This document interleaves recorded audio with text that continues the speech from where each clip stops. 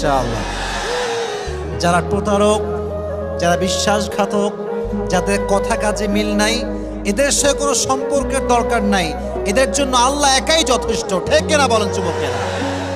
আমরা তো বড় মনের মানুষ, আমরা তো ব্রড মাইন্ডেড পার্সোনালিটি বিলং করি, আমরা মাফ করে দিব, বাদ বাকি আল্লাহ ভরসা। ঠিক কিনা যুবকেরা?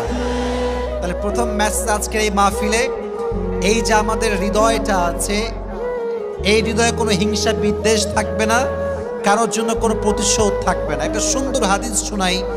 নবীজি বলেছেন, আমার জীবনের সবচেয়ে বড় আমল কি তোমরা জানো? সাহাবা একরাম বলল, ইয়া রাসূলুল্লাহ, বলেন কি আমল যেটা সবচেয়ে বড় আমল? নবীজি বলেন, এটা কোনো তাহাজ্জুদ নয়, এটা কোনো দান নয়।